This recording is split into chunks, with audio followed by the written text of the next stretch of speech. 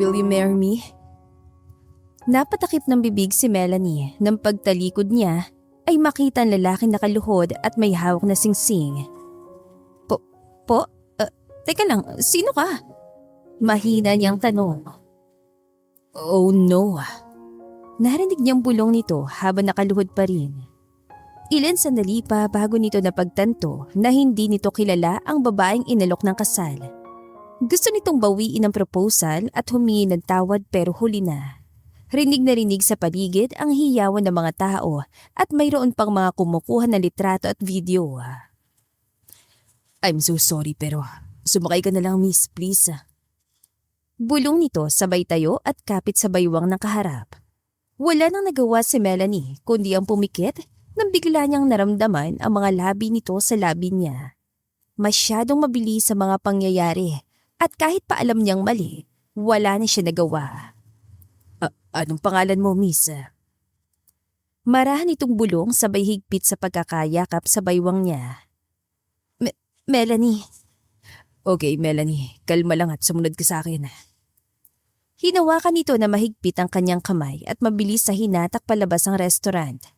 Pinagtitinginan na sila ng mga tao at dinig nila ang pagkuha sa kanila ng kamera. Maging masayang hiyawan ng mga ito.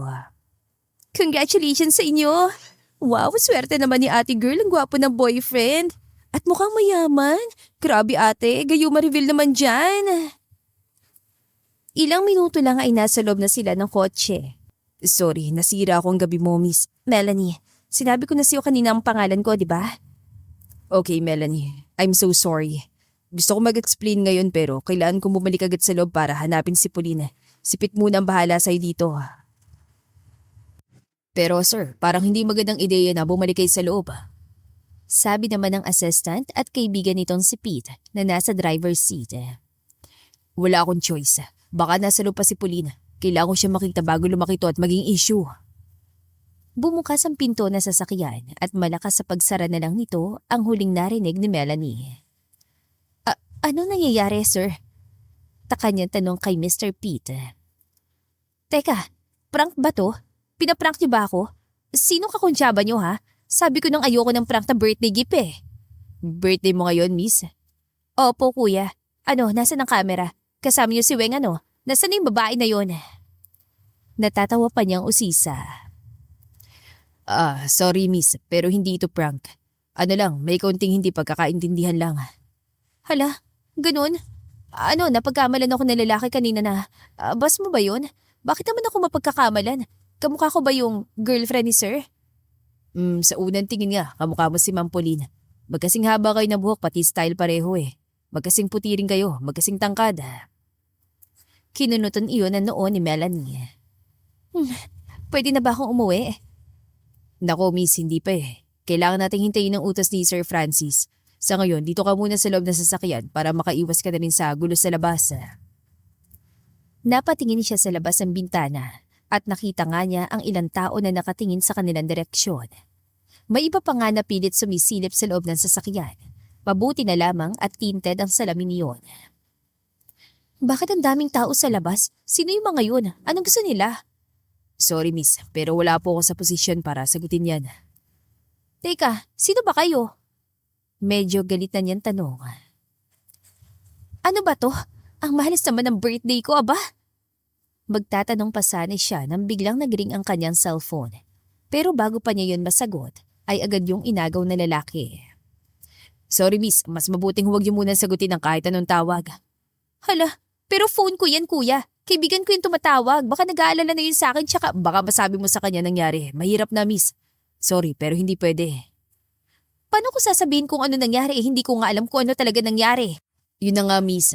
Mas magiging komplikado lang kaya sa ngayon. Itatago ko muna tong phone nyo hanggang sa maging maayos ang sitwasyon. Diyos ko, ano ba to? Kanina lang may nag-propose sa akin. Ngayon hindi ko pwedeng gamitin ang sarili kong telepono. Sorry uli miss. Huwag ka mag-alala. Babayaran ka na naman ni sir dahil sa abala. Babayaran? Mukha ba akong pera? Malakas niyan tanong. Hindi ko kailangan ng bayad, okay? Ang gusto ko lang malaman kung ano ang nangyari at kung bakit nag-propose sa akin kanina yung gwapong mama na yun. Pero umandar na ang kotse at nakatuon ang atensyon ng driver sa daan. Kaya wala na siya nagawa kundi ang manahimik at maghintay sa susunod na mangyayari. Okay na ba lahat? Yes sir, ready na ang buong PR team. Nasa conference room na silang lahat pati ang mga tinawagin nating press.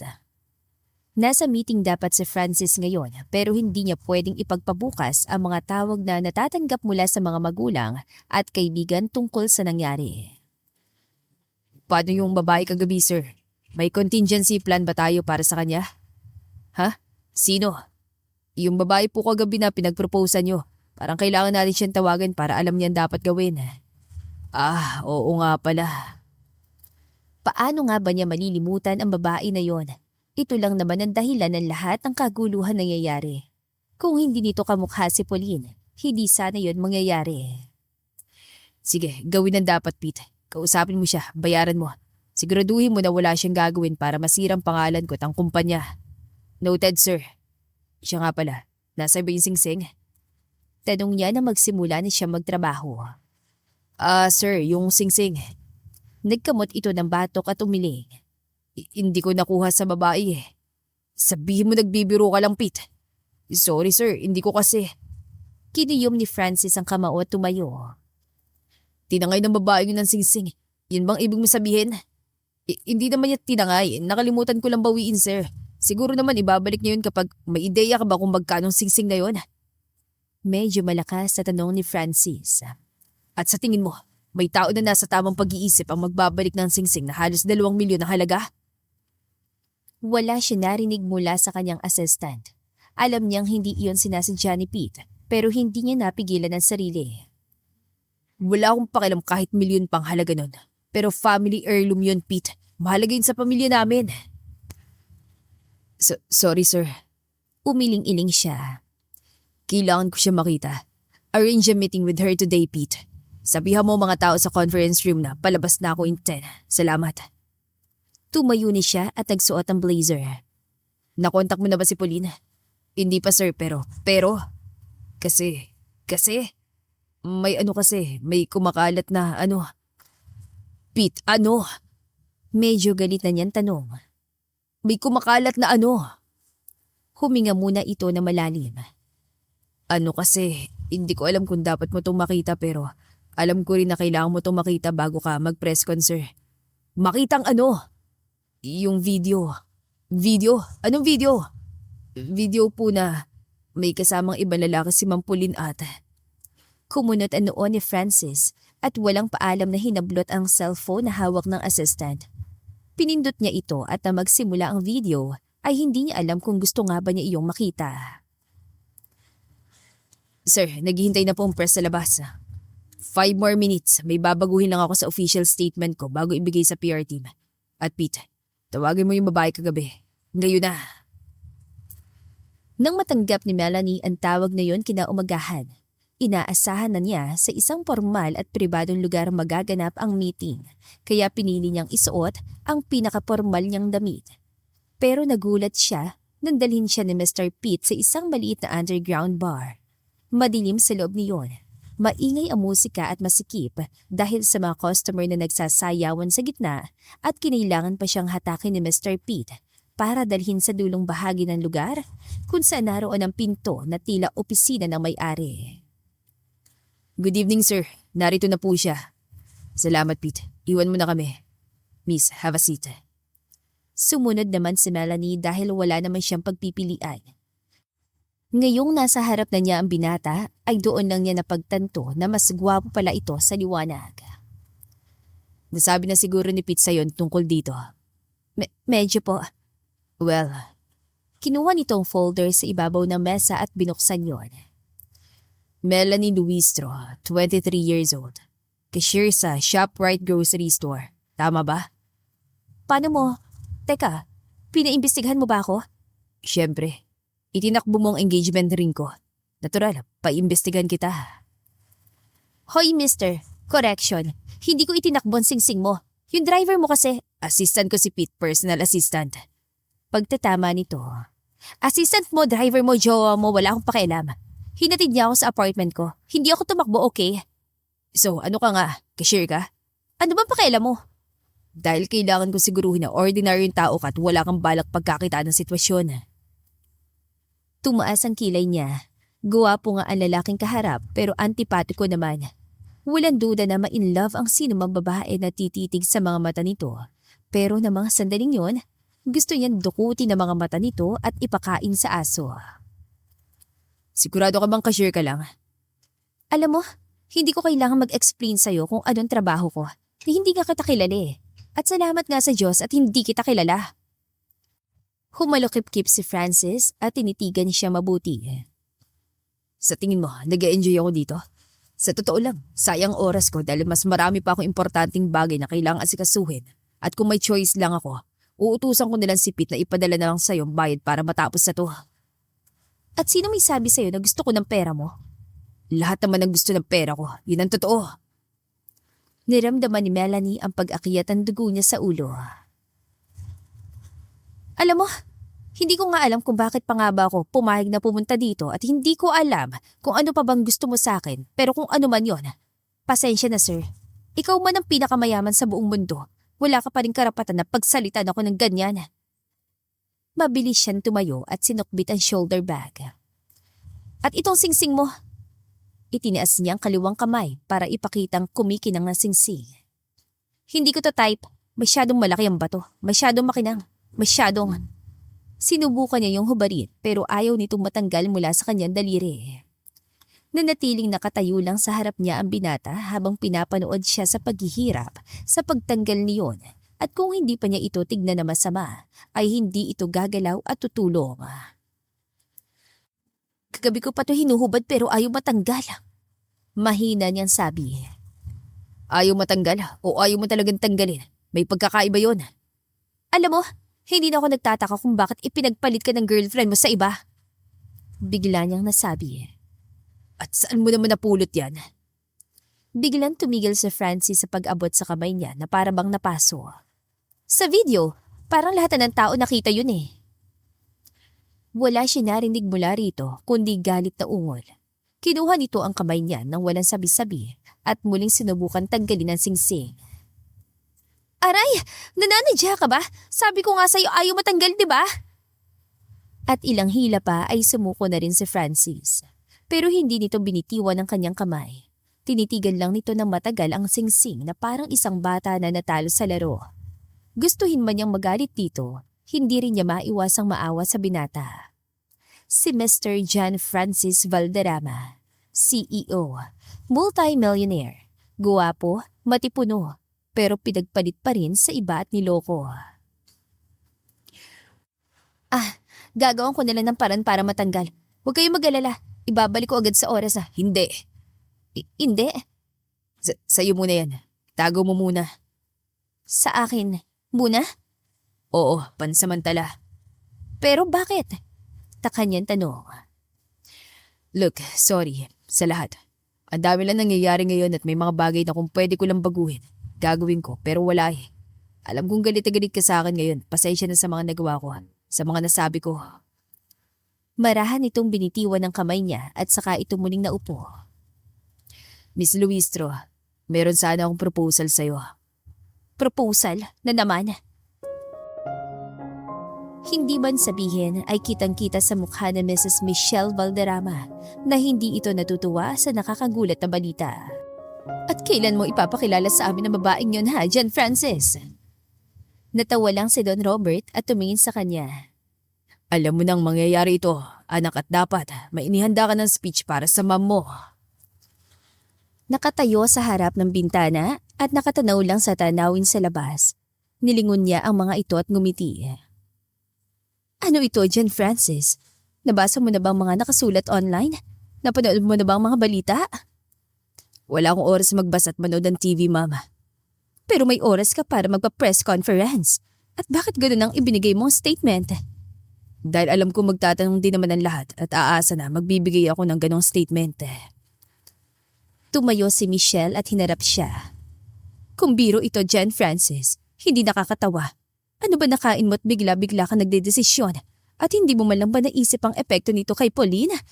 Oh God, nakausap mo na ba siya? Nag-uusap na ba kayo? Mama, Diyos ko, siguradong umiyak na yun ngayon. Kawawang bata. Muli ito naupo ng dahan-dahan at kinuha ang paboritong panyo sa bulsa nito. Ibig sabihin, wala pa nakakapanood ng video ni Pauline.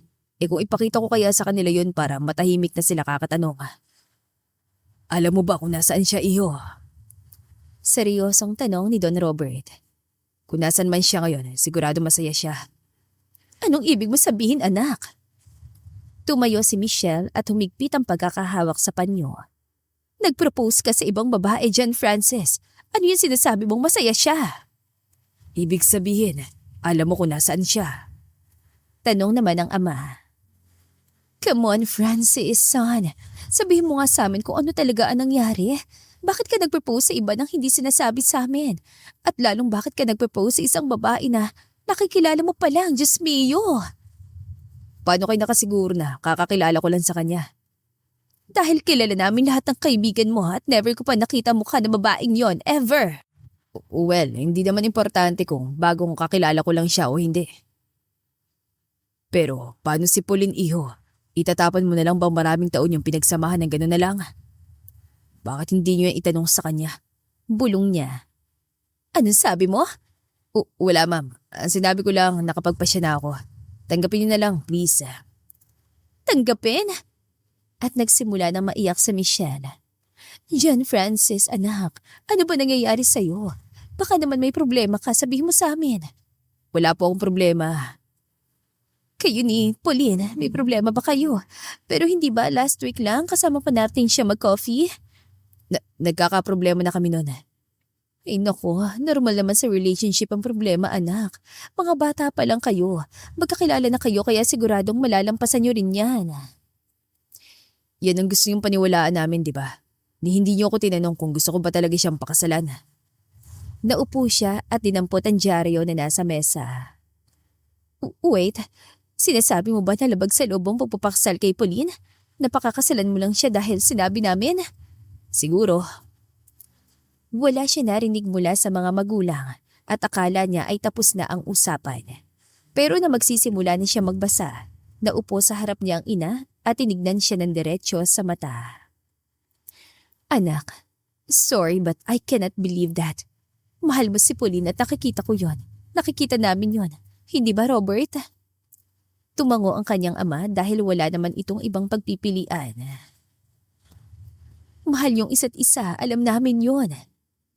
Ipinikit ni Francis sa mga mata. Iyon din ang akala niya. Pinaniwala siya ni Pauline na pareho sila ng nararamdaman para sa isa't isa. Pero napatunayan niyang wala pala yung katotohanan. Please, anak, tell us, ano talaga nangyari? Iyon din ang tanong niya matapos niyang mapanood ang video ni Pauline na may ibang lalaki. Kung pwede lang niyang sabihin sa lahat ang totoo, gagawin niya pero marami siyang kailangang ikonsidera. Lalong-lalo na ang napakagandang imahe ni Pauline sa publiko bilang sikat na influencer sa bansa. Wow, grabe, parang pelikula. Iyon ang unang nasabi ni Melanie nang makarating sa restaurant kung saan sila magkikita na Mr. Valderrama. Nasa rooftop yon ng isa sa pinakamataas na gusali sa lungsod at sa unang tingin pa lang, halatang pangmayaman yon. Tahimik lang si Francis simula nang dumating siya. Tumayo lang ito nang umupo siya at tinignan siya mabuti na para bang isa siyang painting sa isang exhibit. May gusto ka bang orderin? Tanong nito matapos iabot sa kanyang menu. Wala po. Kayo na lang bahala. Dahil hindi naman siya pamilyar sa mga nakasulat doon. Thank you for coming, Miss Luistro. Ngumiti siya at huminga ng malalim. Napakagwapo ng binata sa suot nitong dark blue na coat and tie at mula sa kanyang kinaupuan ay amoy na amoy niya ang mamahali nitong pabango. Okay ka lang? Para kasing hindi yata ako bagay dito, sir. Kung alam ko lang nasa ganitong lugar tayo magbi-meeting, edi sana nakapag-ayos-ayos man ako kahit konti. You look just fine. I don't really mind kung anong suot mo, Miss Luistro. At least for now. Ano pong ibig yung sabihin? Well, hindi na ako magpapaligoy-ligoy pa. Kinuha ni Francis ang isang itim na folder mula sa leather briefcase ito at ipinatong sa ibabaw ng mesa. Ito ang kopya ng kontrata natin. Bibigyan kita ng oras para pag-aralan ng lahat at sana magawa natin ang signing bago matapos ang linggong ito. Kontrata? It's just for formality, you see. Bilang isang magaling na negosyante, laging sinisiguro ni Francis na maayos ang lahat ng transaksyon nito. Gusto ko lang na nasa papel lahat para hindi tayo magkaroon ng hindi pagkakaunawan sa hinaharap. Tinignan ni Melanie ang 2 pahinang papel at hindi niya napigilang takpan ng bibig nang mabasang huling talata ng kontrata tungkol sa halaga na matatanggap niya sa oras na tanggapin niya ang alok ng binata. Halimbawa lang yan ang pwede mong makuha. But you can name your price, Miss Luistro. Wala namang issue sa akin ng pera. Sa halip na humanga ay nayabangan siya dito. Mukhang wala itong ideya pagdating sa buhay ng isang ordinaryong tao dahil para sa kanya, masyadong malaki ang halaga na handa nitong ibayad sa kanya. Diretso akong tao, Miss Luistro. At sana, ganun ka rin sa akin. Teka sir, linawin ko lang ha. Sigurado ka ba sa mga nakasulat dito?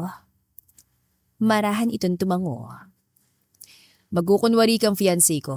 Magiging on-call ka na parang doktor at dapat ay available ka all the time. Sasama ka sa akin kapag may formal functions, dinners at kahit anong events.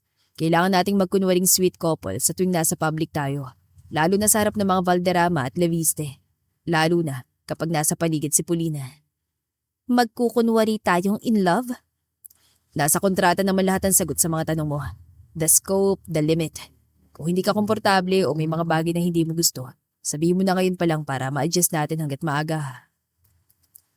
Sumandal si Francis at hinimas ang silk tie. Kung iniisip mo na mag-take advantage ako sa'yo o sitwasyon, huwag ka mag-alala. Hindi ako ganong klaseng lalaki. Hindi ako interesado sa'yo, sa katawan mo o sa kung anong kaya mong i-offer dahil pure business lang ang deal na to sa pagitan natin. At hindi ako gagawa ng mga bagay na makakasira sa pangalan ko at sa kumpanya ko. Ngayon, kung dumating ang oras na may nagawa ko na sa tingin mo ay offensive o disrespectful, ako mismo magpapawalang bisa ng kontrata. Babayaran pa rin kita, kahit doble pa. O kaya, idemanda mo na lang ako.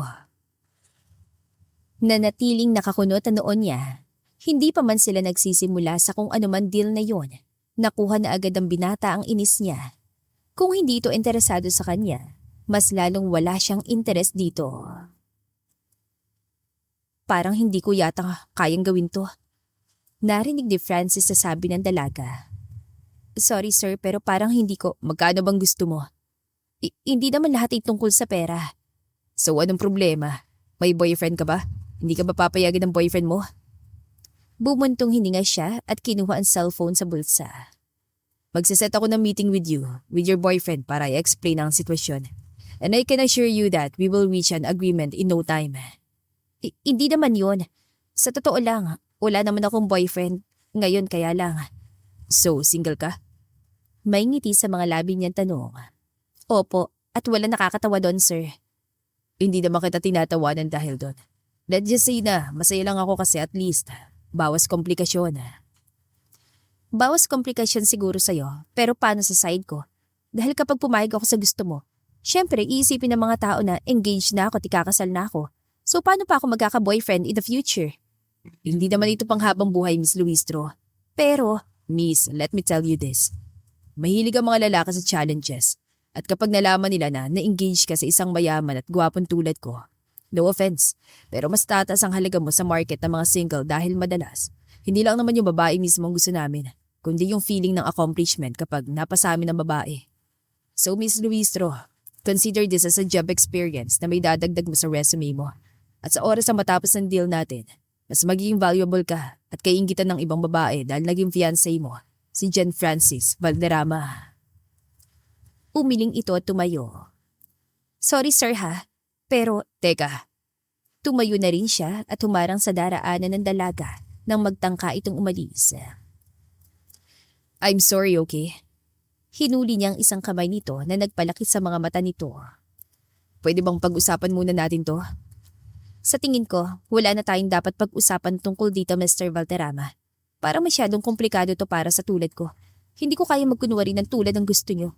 Hindi ko kaya magpanggap na in love sa isang taong hindi ko naman kilala. At sa tingin mo, madali to para sa akin? Businessman ako, Miss Luistro, hindi artista. At kung may ibang paraan lang, hindi kita pipilitin sa deal na to. Hindi ba pwedeng sabihin mo na lang sa lahat ng totoo? Na aksidente lang nangyari at pagkatapos mag-sorry ka sa girlfriend mo, di ba? Sa tingin mo ba hindi ko naisip yan? Pero mas komplikadong sitwasyon kaysa iniisip mo at maniwala ka kapag sinabi ko na naisip ko na lahat ng posibleng solusyon at sa lahat ng solusyon, napagpasyahan ko na isa lang talagang kailangan ko. Ano? Ikaw. Kinagat ng dalaga ang pang-ibabang labi nito at hindi alam ni Francis kung bakit ganoon na lang ang epekto noon sa kanya. Ikaw na lang pag-asa ko, Miss Luistro. Hindi ako sanay humingi ng tulong sa iba pero here I am. Kung kailangan ko lumod sa harap mo at magmakaawa para tanggapin mo alo ko, gagawin ko. Pagkalipas sa ilang araw, hindi inaasahan ni Melanie na ipapatawag siya ng kanilang manager. Wala naman siyang maaalalang ginawang masama, maliban na lang sa pagiging late niya nung nakaraang araw. Good morning po, Sir Yambao. Pinapatawag niyo raw po ako. Mahina niyang sabi pagbukas niya ng pinto. At bago pa siya tuluyang makapasok sa loob, ay napansin niyang may isa pang tao sa loob ng opisina ni manager. Hala, Sir Valderrama? Ano ang… Nagkausap kami ni Sir Valderrama. Simula nito. I'm happy for both of you, Melanie. Wow, Melanie daw? Hindi Miss Luistro? Hindi Miss Beautiful na lagi nitong tinatawag sa kanya?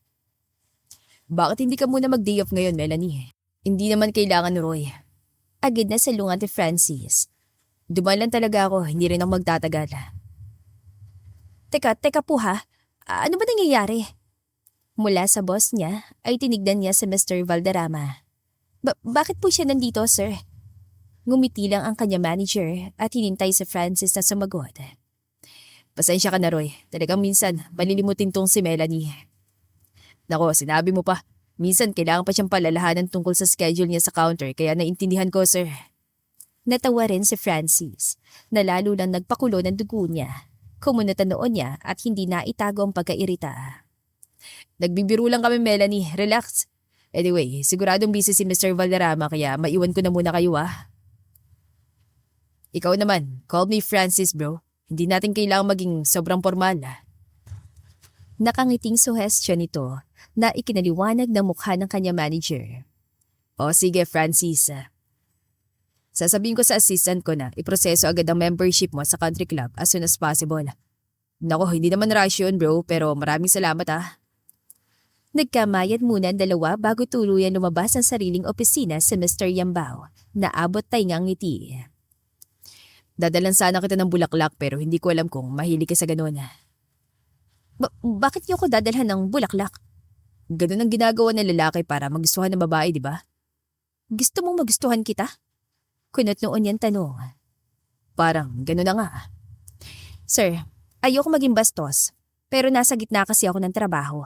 Bawal po kaming tumanggap ng bisita kapag… Hindi ba ang sabi ko, tawagan mo ko? Natawagan ka raw ni Pete pero hindi ka sumagot.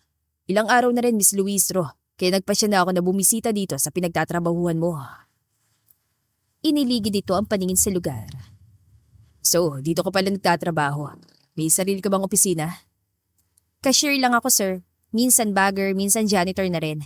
Yung buong grocery store ang opisina ko. Oh. Ngumiti si Francis. Gusto mo ba ng sarili mong opisina? Pwede kong kausapin si Roy para bigyan ka ng opisina.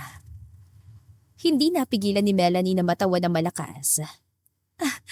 Nakakaloka ka, sir, ha? Hindi ko kailangan ng opisina. Ang kailangan ko, lumabas na doon dahil kulang na po ng cashier sa counter at tiyak na… Narinig mo naman ng manager mo, hindi ba? Pwede ka mag-day off ngayon.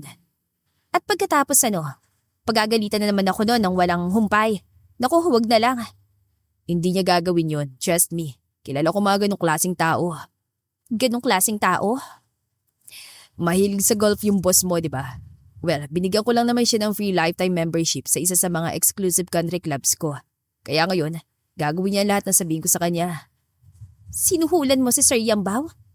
Sabihin na lang natin na token of appreciation.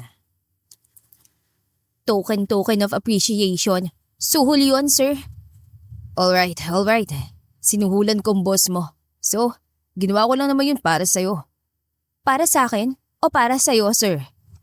Sa mundo ng negosyo, kailangan mong gawin ang lahat ng kailangan para makuha mong gusto mo. Ngayon, kailangan kita makausap at handa akong gawin ang lahat para mangyari yun. Binigyan mo si Sir Yambaw ng exclusive lifetime membership para lang makausap ako? Tumango ito. Seryoso ako, Miss Luistro. Gusto mo pa bang lumuhod ako dito ngayon? Bahagya siya na pangiti. Pero hindi ko talaga kayo matutulungan, sir. Hindi ako bagay para maging fiancé ko. Huwag ka mag-alala. Dadaan ka naman sa lessons and makeover kung kinakailangan. Wow ha? Makeover? Para namang ang pangit-pangit ko? Tinignan niya ito na masama. Anyway, sorry talaga, sir. Tulad nga ng sabi ko, hindi ako artista at hindi ko kayang umarte na in love sa isang taong hindi naman ka-in love. Ayaw mo sa akin, yung bang ibig mo sabihin? Hindi naman sa ganun pero hindi ko kasi kayo kilala at saka Hindi rin naman kita kilala eh. ayun na nga, sir. Wala kang alam sa akin at wala rin akong alam sa'yo kaya Kilalanin mo ko. Kilalanin natin ang isa't isa. Kaya nga gusto kong magsimula agad ang deal na to as soon as possible. Para makilala natin ang isa't isa para kapag ipinakilala kita sa pamilya ko, handa na tayo. Teka, ipapakilala mo ako sa mga Valderrama? Kailangan ba talaga yun? Siyempre, normal lang yun since fiancé kita. Pwede bang bigyan mo pa ako ng konting oras pa para pag-isipan, sir? Sorry, pero wala ka na talagang choice, Miss Luistro. Medyo kasalanan mo rin naman to eh. Kasalanan ko? Teka. At paano ka naman naging kasalanan? Well, kung hindi mo tinanggap ang singsing, wala tayo sa ganitong gulo. At isa pa, hinayaan mo kung halikan ka ng ganun. Kung hindi mo kasi ako hinalikan ng Aba. Excuse me lang, sir ha. Ikaw nang halik at hinalikan mo ko pabalik. Mas malalim pa nga. Kaya wala nang maniniwala na aksidente lang nangyari kahit pa ipilit natin. Ramdam ni Melanie ang pag-iinit ng pisngi, lalo na nang nanatili lang itong nakatayo ng pagkalapit-lapit at nakatitig sa kanya ng ganoon na para bang gusto nitong ipaalala ang pakiramdam ng halik na iyon. Ang punto ko lang, miss, kailangan nating tulungan ng isa't isa. Kailangan kitang magkunwari na fiancé ko at kailangan mo to para mabayaran lahat ng utang mo at mabili ang lupa na kasanla sa bangko. Doon nalaki ang kanyang mga mata. Paano mo pinaimbestigahan kita, di ba? Halos 1 linggo pa ang lumipas bago nakapagdesisyon si Melanie na tanggapin ang alok ni Mr. Valderrama. Halos 1 oras ang biyahe mula sa apartment ni Melanie hanggang the Margaret Tower kung saan sila makikita ni Mr. Valderrama. Isa na siguro ang building na iyon sa pinaka-eleganteng condominium na nakita niya sa buong buhay niya. At hindi iyon basta-basta masa-search online dahil ayon kay Mr. Pete, sadyang pangmayaman at mga elitista ang lugar. Okay, let's start. Naipadala na ba sa'yo ni Pete ang listahan? Opo. Listahan iyon ng lahat ng high-end fashion labels na dapat niyang isuot, stylist na dapat niyang bisitahin, at jewelry shops at luxury bag designers kung saan dapat siya mamili. Nandoon din ang mga hairstyle at makeup looks na dapat niyang gawin, na para bang napakapangit niya at hindi karapat-dapat sa papel bilang fiancé nito. Bakit ganyan ka makatingin? Ha? Paano? Na parang in love ka na talaga sa akin at gusto mo akong halikan. Pinalakihan niya ito ng mga mata. Ay, wow, sir. Grabing self-confidence ah. Ganyan ba talaga kayo mga mayayaman? Umiling ito at nanatiling seryoso ang mukha. Miss Luistro, ayok maging harsh pero gusto ko na magkaliwanagan tayo ngayon pa lang. This is pure business at as far as I can remember, may idinagdag akong clause sa kontrata natin tungkol dito. Alam ko at naiintindihan ko ang lahat, sir. Good, very good. So ibig sabihin hindi tayo magkakaproblema na ma-inlove ka sa akin. Natawa siya. Yung malakas. Ako? Mai-inlove sa'yo? Oo, dahil hindi ako magkakaroon ng ganong klaseng problema. That I can assure you. Well, mabuti naman, sir. Dahil hindi naman kita papansinin if ever. Ayoko kaya sa mga lalaking mayabang na akala mo sinong gwapo na feeling lahat ng babae may gusto sa kanila. Totoo naman eh. Mula sa laptop ay napangat ito ng tingin. Teka, sinasabi mo ba mayabang ako? Well, sir, ayoko maging harsh pero opo, yun nga ang tingin ko sa inyo eh. Sa halip na magalit ay nginitian siya nito. Magkaibang kayabangan sa pagsasabi ng totoo. Nagkataon lang na alam ko kung sino ako.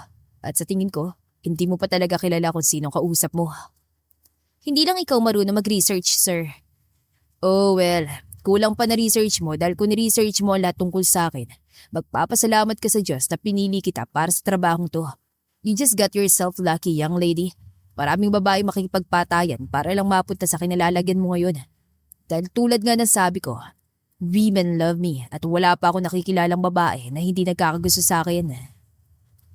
Tinaasan niya iyon ng kilay. Hindi pa sir, ngayon pa lang. Good for you. At least wala tayong magiging problema na may in love ka sa akin along the way.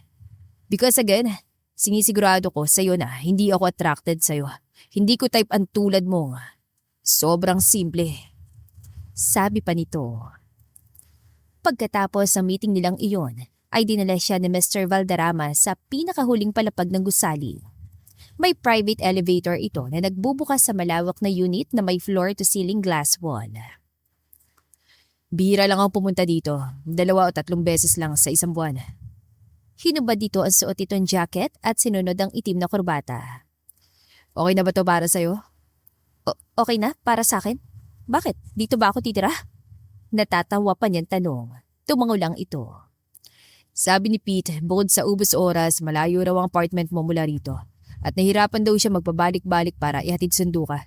Kaya dito ka muna, pansamantala. Hanggang kailan, sir? 1 buwan, 2. Pero wala to sa kontrata. Binasa mo ba talagang buong kontrata, Miss Luistro? Kailangan kita ng full-time. Kailangan mo sundin lahat ng utos ko at gawin ang lahat ng responsibilidad mo bilang fiancé ko. Sasama ka sa functions, private parties at meetings. Dapat available ka 24/7. Kailangan mo rin mag-report sa akin any time of the day or night. Pero pwede naman ako mag-rent na lang ng apartment na malapit dito tsaka Fiancé kita. Hindi ako papayag na kung saan-saan ka lang titira. Ano na nasasabi ng mga tao lalo na nila mom and dad? Okay lang ba sa kanila na ako ang Hindi. mabilis itong tugon? Pero wala naman sila magagawa. Kailangan nilang tanggapin na ikaw ang pinili kong pakasalan. Wow, ang sarap naman sa ears. Sana lang totoo. Pero bago pa siya kiligin, ay umiling-iling siya para ipaalala sa sarili na trabaho lang ang lahat. Anyway, nandito ka na dapat bukas. Si Pete nang tutulong sa'yo sa paglilipat ng mga gamit mo. Fully furnished na tong penthouse kaya wala ka ng ibang dapat alalahanin. At kung may kailangan ka, sabihan mo lang si Pete, okay? Teka, dito ka rin ba titira? Tinignan siya nito at ngumiti. Hindi, bibisita lang ako paminsan-minsan. Nakahinga siya na maluwag dahil doon. Teka sir, paano nga pala ang trabaho ko sa... I took care of it. Nakausap ko na si Mr. Yambawa. Hindi ka na babalik doon. Pero... Simula ngayon, magtatrabaho ka sa akin, Miss Luistro. Ayokong magyabang pero I am a very generous boss. Kahit itanong mo kay Pete, kapag ginawa mo na mahusay yung trabaho to, kaya kong baguhin ang buhay mo. 3 araw pa lang si Melanie sa penthouse. Pero pakiramdam niya ay parang kaya na niyang tumira doon buong buhay. Okay na sana ang lahat. Kaya naman niyang mag-adjust pero isang bagay lang talaga ang hindi niya napag-isipan. Kung paano niya ipapaliwanag sa kanyang ina ang sitwasyon. Lalo pat mas nauna nitong nalaman ang sitwasyon niya sa internet kaysa sa kanya. Nay, tatawagan ko naman talaga kayo kaya lang busy po talaga. Sagot niya habang nakaupo sa gilid ng pool. Next time na lang po ako magpapaliwanag. Nay, opo, itatanong ko po sa kanya kung kailan niya kayo pwedeng kitain. Opo, Nay, sige po, sa susunod na lang ulit tayo mag-usap. Oh, hindi ka makatulog? Muntik nang mailaglag ni Melanie ang cellphone sa swimming pool na marinig niya ang malalim na boses ni Mr. Valderrama. Diyos ko naman sir, tinakot niyo ako? Pasigaw niya sabi. Anong ginagawa mo rito? Ako may-ari ng penthouse, di ba? Kunot noon itong sagot habang titig na titig sa kanya. Ang ibig ko sabihin, gaano na kayo katagal na nakatayo riyan? Hindi naman matagal, pero narinig kong may kaaway ka sa phone. Nakasuot pa si Francis ang blazer at halatang pagod galing sa trabaho. May meeting ako malapit dito, kaya dumaan na ako para kamustahin ka dito. Okay naman ako, sir. Mabuti kung ganun. Bakit gising ka pa? Ganito ka ba lagi? Late matulog? Umiling siya. Tumawag kasi yung nanay ko kaya ako nagising. Oh, that's your mother. Alam na ba niyan tungkol sa atin? Yes, sir. Kaya nga siya napatawag. Ngumiti si Francis at lumapit pa sa kanya. Pero biglang nawala ang ngiti nito ng ilang pulgada na lang ang pagitan nila. Bakit ganyan ka makatingin, sir? Alam ba ng nanay mo na ganyan ang suot mo sa pagtulog? Ilang sandali pa siya natahimik at nang maalala na manipis na itim na nightgown lang ang suot niya, ay bigla siya napatayo mula sa gilid ng pool. Pero dahil sa sobrang iksi ng suot niya, ay hindi iyon naging madali. Hawak ang cellphone sa isang kamay, ginamit niyang isa pa sa pagbalanse. Pero nang patayo na siya, ay muntik na siya madulas at kung hindi kay Francis, ay tuluyan na siya nahulog sa tubig. Okay ka lang? Okay lang sir, salamat. Sinubukan niyang tumayo ng tuwid habang hawak pa rin ng binata ang kanyang baywang. Sa susunod siguro, tatawag muna ako bago ako dumaan. Mahina nitong sabi. Bakit sir? Dahil baka magka-problema tayo kung lagi kitang makikita. Ganyan. Ha? Tinetest mo ba ako, Miss Luistro? Alam ko sinabi ko na hindi ako attracted sa'yo. Pero nananadya ka ba? Nananadya?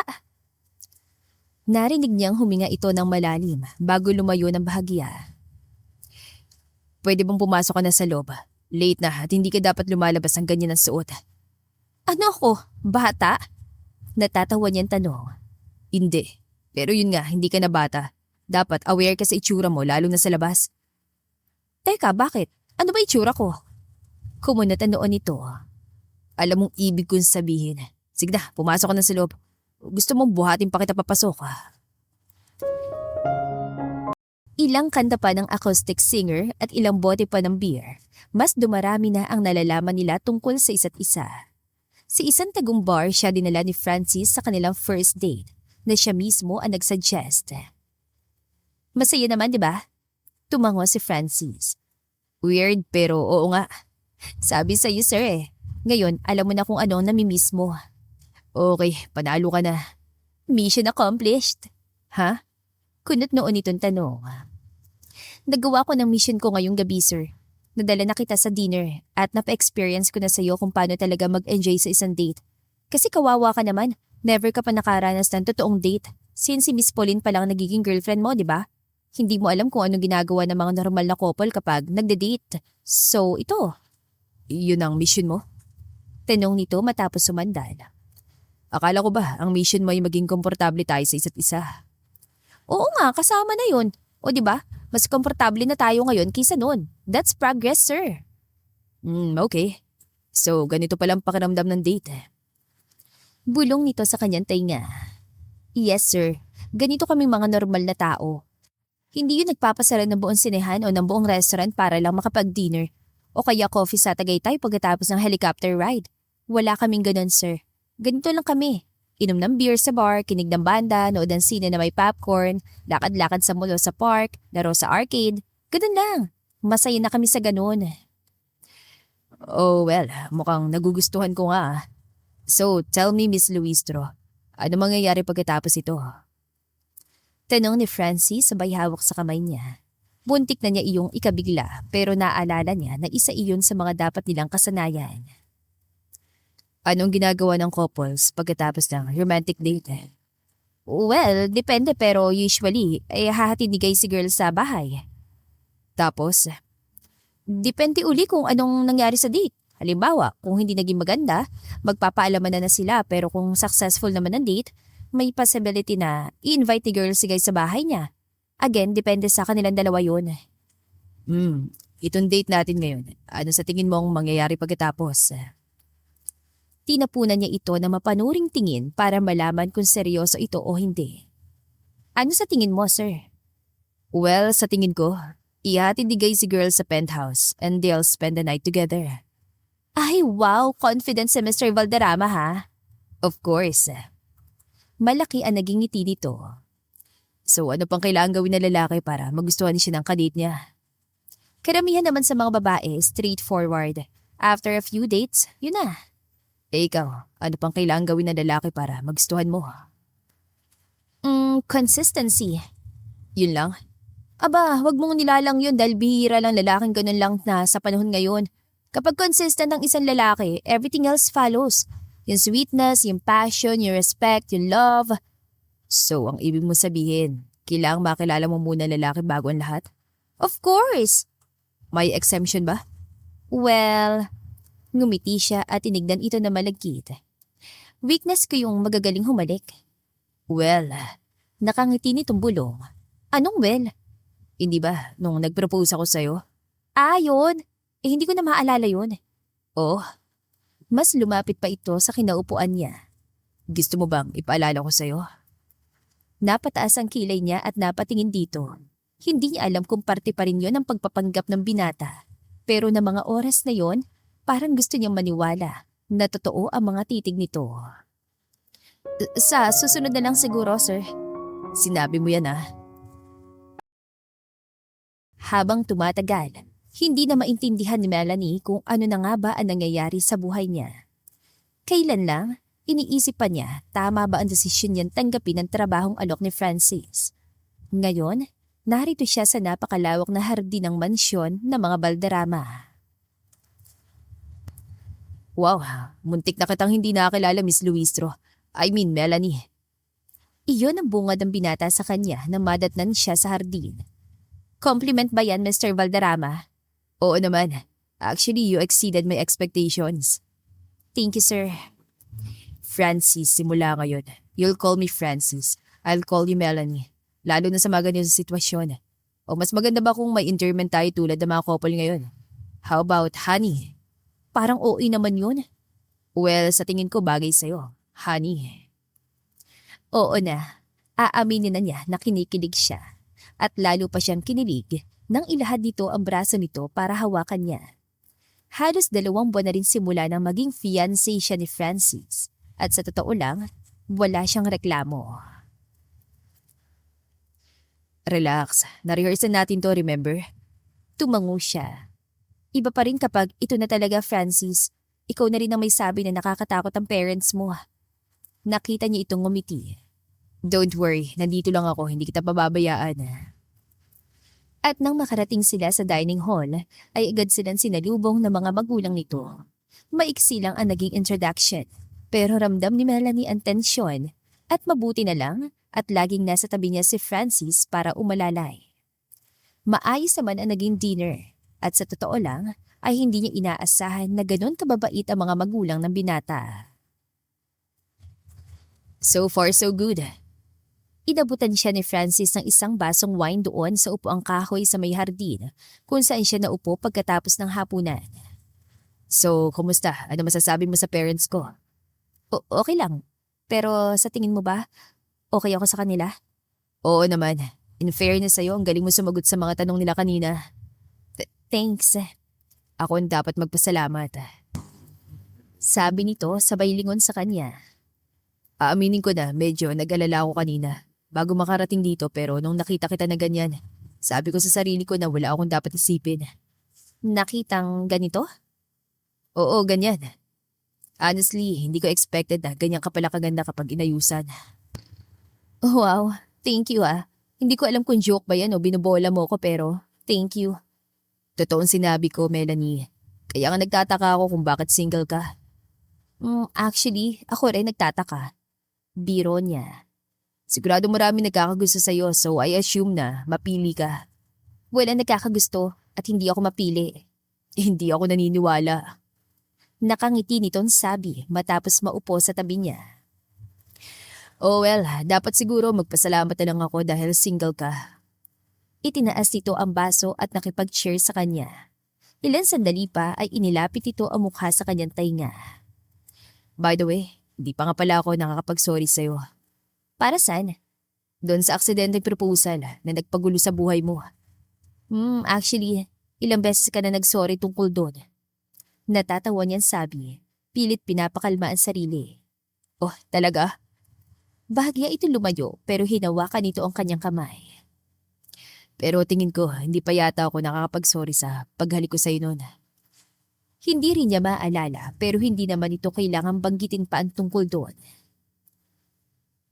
Nung narealize ko na maling babae ang napag-proposan ko, sabi ko sa sarili ko na kailangan ko nang itiki lahat. Pero nagulat ako nung nag-yes ka nung tinignan kita. Ewan ko ba pero parang nablangko ko. Hindi ako nakapag-isip na maayos kaya. Naku ha, Itinuloy mo lang yun kasi wala ka ng choice. Ang dami ba naman tao sa paligid? Tapos may nagpipicture pa at nagvi-video pa. Siyempre, wala ka ng chance na mag-back out. Sorry, I just had to take the chance. Alam mo bang wala akong plan na patagalin yung halik natin nun? Pero anong ginawa mo?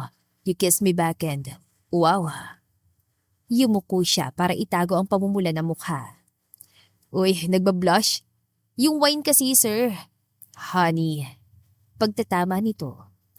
Alam mo, ngayon ko lang na-realize na ngayon lang ako nagdala ng babae dito sa bahay for a romantic date. Well, bukod kay Pauline of course.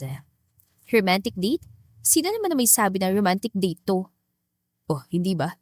Nakilala mo ng pamilya ko. Suot mo ang engagement ring ng mom ko. Tapos sasabihin mo, hindi ito romantic date. Sir, nakakarami ka na yata ng wine ha? Eh, hindi ako lasing. At kung tatawagin mo pa rin akong sir, baka... Baka? Ilang sandali pa silang nanatiling nakatitig sa isa't isa. Hawak pa rin ni Francis ang kanyang kamay at napapikit siya ng simula nitong haplusin ang kanyang pisngi at dampian ito ng magaang halik. Sir, baka makita tayo ng parents mo. Exactly. Para mas makonvince sila na totoo tayo. Nang matanggap ni Francis ang balitang isinugod ang kanyang ama sa ospital, hindi na niya matandaan kung paano sila nakarating sa ospital mula sa opisina at ang dapat na 1 oras sa biyahe ay parang ilang minuto lang sa bilis ng kanyang pagmamaneho. Oh anak! Hango si Mrs. Valderrama nang pumasok sila sa kwarto ng ama. May hawak itong panyo at halatang kagagaling lang sa iyak. Ano nangyari, mama? Heart attack, darling. Nakita raw ng hardinero na walang mali sa garden at sabi ng doktor na mabuti na lang daw at nadala agad dito. Muntik na mawala ang daddy mo, anak. Hinagod ni Francis ang likod dito. Stable na ba siya? Oo, pero kailangan pang hintayin ang resulta ng mga test. But he's fine. So hindi na tayo dapat mag-worry, di ba, mama? Sa wakas ay binitiwan ni Francis ang kamay ni Melanie para kausapin na mas mabuti ang ina at ginamit yung pagkakataon ng dalaga para lumabas ang kwarto. Anong ginagawa niya rito? Kumunatan noon ni Francis sa tanong na iyon. Anong ibig niyang sabihin? She's my fiancé at may karapatan naman siguro siyang magpunta dito. Umiling si Mrs. Valderrama. Kasama mo siya sa yacht club na entire weekend, hindi ba? Tama, at alam kong alam mo na nandun din si Pauline. At sa kanya mo nalaman ng balita. Please ma'am, kahit ngayon lang, irespeto naman natin ang kondisyon ni Dad. At huwag na natin pag-usapan ng mga walang kwentang bagay. Walang kwenta? Sinasabi bang walang kwentang relationship yun ni Pauline? Relationship? Mama, matagal na kaming walang relationship ni Pauline. It has been months. Pwede bang mag-move on na tayo? Napatingin si Michelle sa labas ng kwarto kung saan tanaw si Melanie na tahimik na nakaupo. Alright, sorry anak. Give me more time. Alam mo naman kung gaano kami ka-close si Pauline. Parang anak ko na rin siya, hindi ba? Alam ko, mama. Ang gusto ko lang naman ay irespeto yung desisyon ko. At yung sa amin ni Pauline is over. Pero hindi naman ibig sabihin na hindi na siya pwedeng maging parte ng pamilya, hindi ba? Umiling si Francis pero tumango rin. Kung yun lang ang paraan para matanggap mo si Melanie bilang future daughter-in-law, fine. Nagliwanag ang mukha ng kanyang ina. Thank you, son. Alam ko namang mahalaga pa rin siya sa'yo. Ikaw ang mahalaga sa akin, ma'am, hindi siya. Fine. Anyway, tinawagan ko na nga pala siya. Sinabi ko nangyari sa dad mo at, Ma'am, bakit? Hindi mo na siya kailangan tawagan. Hindi na siya, sorry. It was an impulse, Francis. Nagpanik ako kanina at nasanay ako na siya tinatawagan tuwing kailangan kita. At ano, pupunta siya dito? Marahan itong tumango. Papunta na siya ngayon. Hindi naman sa ayaw niya makita si Pauline. Ang ikinagagalit niya ay pinangunahan na naman siya ng kanyang ina sa pagdedesisyon. Hindi naging maganda ang muli nilang pagkikita sa yate noong nakaraang linggo at ayaw na sana niyang mangyari yon. Hey, hindi niya inaasahan ang ngiting iyon muli kay Pauline na para bang walang nangyari, na para bang hindi sila nag-break, na para bang hindi siya nito niloko at ipinagpalit. Mabutit okay na ang dad mo. Tumango siya at naupo sa harap nito doon sa cafeteria ng ospital. Kumusta si Tita Michelle? Okay na siya. Noon, sabi niya sa sarili na sa oras na makita niya ulit si Pauline, ay baka sigawan niya ito at ipakita kung gaano siya kagalit. Pero na mga oras na yon, habang kaharap ito, wala siya magawa. Siguro dahil sa wala na talaga siyang nararamdaman. Wala ng galit, wala ng pagmamahal. Alam kong busy ka at salamat sa pagbisita. Hindi naman kailangan pero sorry kung tinawagan ka pa ni ma'am. Impulse daw, sabi niya. Ano ka ba? Okay lang. Masaya nga ako na tinawagan niya ako. Namiss ko siyang kausap. Well, miss ka na rin daw niya. So, kumusta ka na? Balita ko busy ka raw sa paghahanda sa engagement party niyo. Oo nga, actually hindi naman kami nagmamadali. Muli, ngumiti ito.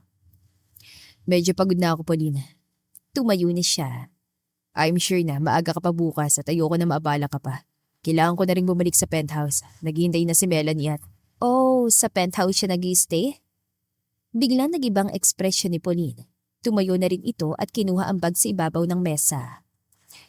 Pinapatira mo siya sa penthouse? Wow, Francis. Mukha talagang seryoso na yan ah.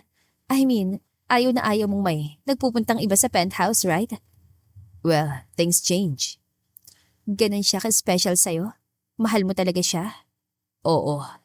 Mabilis ang naging tugon niya na maging siya ay nagulat sa sarili. At nang tignan niya si Pauline ay halatang nagulat din ito. Well, good for you. I'm happy for you, really. Thank you. Masaya rin ako para sa'yo, Pauline. Believe it or not. What if? Iyon ang bumabagabag kay Melanie simula nang umalis sila sa penthouse ng umagang yon. May breakfast meeting dapat si Francis pero naroon pa rin ito sa opisina kasama siya na para bang isang palamuti. What if hindi na lang pagkukunwarian lahat? Dahil habang tumatagal, hindi na niya alam ang iisipin. Dahil habang tumatagal, nagiging mas malambing ang binata at parang mas nahuhulog na sila sa isa't isa. Namiss mo ba ako? Nakangiting bunga ni Francis pagpasok nito sa sariling opisina.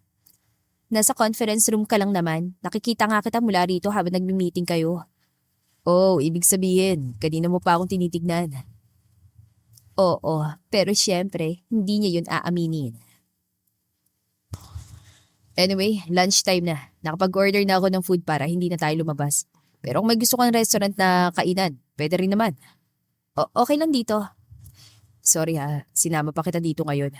Bukas na kasi ang business trip ko and gusto ko lang na magkaroon tayo ng time together bago ako umalis. Alam mo ikaw, gumagaling ka na sa ganito ha. Anong ibig mong sabihin? Itong kontrata natin. Kontrata? May kontrata pa ba tayo? Di ba?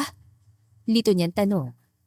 Tatayo na sana siya pero mabilis na lumapit si Francis at inilagay ang magkabilang kamay sa armrest ng upuan para hindi siya makaalis. Okay, sinabi mo eh. So ibig sabihin, susundin mo pa rin ang lahat ng utos ko. Sige. Pagbilang ko ng 3, hahalikan mo ko. Nanlaki ang mga mata niya. 1. Francis, nasa loob tayo ng opisina mo. Bulong niya habang palapit ng palapit ang mukha nito. 2. Hala, seryoso ka ba? 3. At nang ipikit ni Francis sa mga mata, wala nang nagawa si Melanie kundi ang halikan ito sa labi. Narinig niya itong natawa pero agad yung napalitan ng malalim na paghinga. Umangat ang kamay nito sa kanyang balikat at dahan-dahan siyang itinayo. Very good. Very efficient. Bulong nito pagkatapos ng halik. Kung ipagpapatuloy mong pagiging magaling na empleyado, baka extend ko pang kontrata natin. Extend? Teka, paano si Pauline? Kumunata noon ni Francis. What about her? Anong what about her? Hindi ba? Kaya lang naman natin ginagawa to para pagselosin siya. Well, noon yun. Ngayon? Nagkibit balikat ito. I hate her. Hindi ko alam kung paano niya nagagawa yun. Naharapin ako. Kausapin ako na parang wala nangyari. Na parang wala siyang kasalanan. Ina-expect mo ba na magigilty siya? Hindi ba dapat? She's even expecting us to still be friends. Matagal na rin kayong magkaibigan, di ba? Sa tingin ko, tama lang na hindi. Pero mukha namang nag-enjoy kang kausap siya nung nasa yate tayo nakaraan. Siyempre, parte yun ng act natin. Wow, Ang galing mo pala talagang umarte ha. Dahil sa buong gabi nila doon sa yacht party, walang ginawa si Francis kundi ang mag-flirt sa dati nitong kasintahan at muntik na siyang maniwala na nalimutan na nito na naroon siya. Bakit hindi mo siya kausapin para magkaayos na kayo? At anong sasabihin ko? Nagalit ako sa kanya na ayoko na siya makita. Sabihin mo ang totoo, na mahal mo pa rin siya, na gusto mong magkabalikan kayo. Ha? Yun naman ang totoo, di ba? At hanggat hindi mo yun naaamin sa sarili mo, hindi ka magkakaroon ng peace of mind, Francis. Sa tingin mo, kailangan ko pa talaga siyang kausapin pagkatapos ng ginagawa niya? Oo, mas mabuti na yung magkaliwanagan kayo kaysa pagsisihan mo yan sa huli. Sa nakikita ko, parang mahal na mahal siya nung bago niyang boyfriend. Nakita mo ba kung paano siya tignan? Oo, medyo nakakainis. See, nagsiselos ka. Naiinis ako, hindi nagsiselos. Naiinis ka kasi nga nagsiselos ka. Teka, hindi ba dapat kakampi ka sa akin? Oo nga, pero hindi naman ako sinungaling Mr. Valderrama. At anong ibig mo sabihin?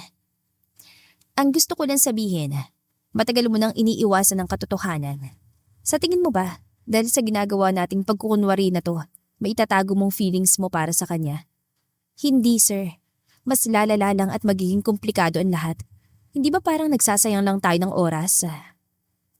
Sa wakas, lumayo si Francis sa kanya. Nagsasayang ng oras? Yung bantingin mo sa ginagawa natin? Kasi naisip ko lang, hindi ba mas okay kung yung mga oras na kasama mo ko ay gamitin mo para kausapin si Pauline or suyuin siya para… Bakit ko gagawin yun? Natatawa pa nitong tanong. Sa tingin mo ba, mas gusto ko siyang kasama kaysa sa'yo? Syempre, di ba? Alanganin niyang tanong sabay tayo. Lumakad siya palayo sa binata at tumanaw sa magandang tanawin sa bintana. Pero sumunod ito sa kanya at mula sa kanyang likod ay naramdaman niya ang mainit itong palad sa kanyang baywang. Hinigit ito yon at inilapit ang katawan sa kanya. Hindi ako ganito noon, to tell you frankly. Formal ako at strict, remember? At sa totoo lang, kahit ako nagugulat sa sarili ko eh. Hindi ako yung tipo na ganito, clingy. At alam mo ba kung sinong may kasalanan kung bakit ako nagkakaganito? Sino? Pabulong niyang tanong. Ikaw, honey. Marahan siya nitong pinihit at pinaharap. Mel, honey. Paano kung kalimutan na lang natin ang kontrata? Paano kung totohanin na lang natin to? Kalimutan ng kontrata? Totohan ito? Napanganga siya at pagkatapos ay natawa. Nababaliw ka na ba, Mr. Valderrama? Siguro nga. Natatawa rin itong tugon. Nababaliw na nga talaga ako, ano? Alam naman nating imposible ang sinasabi mo. Walang imposible sa akin, Miss Luistro. Honey. Titig na titig ito sa kanya na para bang handa nitong ibigay ang lahat sa kanya ng mga oras na yon. Come on, Mel. Let's do this. Let's be together. For real. Ilang saglit siyang natahimik. Iniisip kung totoo ba yun o panaginip lang. Sir, hindi to tulad ng isa sa mga business venture mo na itatayo mo kasi kaya mo lang. Seryosong usapin ang relationship, Francis. A relationship na may feelings. Sa tingin mo ba, hindi ko alam yon? O talaga? Ikaw may-ari ng maraming malaking kumpanya. Rational ka dapat sa mga bagay-bagay, di ba? Dapat tama ang mga gagawin mong desisyon at hindi ka dapat sumusugal sa isang bagay ng basta-basta. Kung ikaw yung sugada, handa akong ipatalo lahat, Mela. Hala siya. Diyos ko po. Ano ba nangyayari sa'yo, Francis? May lagnat ka ba or something? Biro niya sabay dantay ng palad sa noon nito. Wala akong sakit, okay? Seryoso ako. Pero alam nating walang kahinat ng Paano natin malalaman kung hindi natin susubukan? Paano si Pauline? Anong paano siya? Hindi naman pwedeng saktan mo na lang siya ng ganun-ganun lang. Well, sinaktan rin naman niya ako, di ba? So ganun ba yun? Ginagawa mo lahat ng to para makaganti. Sa simula ay blanko lang ang mukha ni Francis na para bang wala itong narinig. Pero ilang sandali pa ay ngumiti ito at hinawakan ng kanya mga kamay. Paano kung sabihin ko? Ganun na nga. Wow, Francis. Ang sama mo. Alam ko, pero Mel, kung hindi ko yung ginawa, wala tayo ngayon dito. I mean dahil sa aksidente kong proposal sa'yo kaya tayo nagkakilala, diba? Kaya ako ganito kasaya ngayon. Francis, Masaya ka ba sa akin? putol nitong tanong. Dahil sa buong buhay ko, ngayon lang ako naging masaya ng ganito, Mel. Sa maniwala ka o hindi ako ganito noon. Never ako nag-cancel ng appointments ng dahil lang sa babae. Nung hindi nauubos ang oras ko kakaisip sa isang babae, kung ano kaya ang feelings niya para sa akin, kung ano kaya ang ginagawa niya, kung sino kaya ang kasama niya. Hindi ako nagpupuyat para lang makipag-video call, para lang sabihin na magkaibang medyas ang naisot ko nung umagang yun. Natawa si Melanie nung maalala ang gabing yon.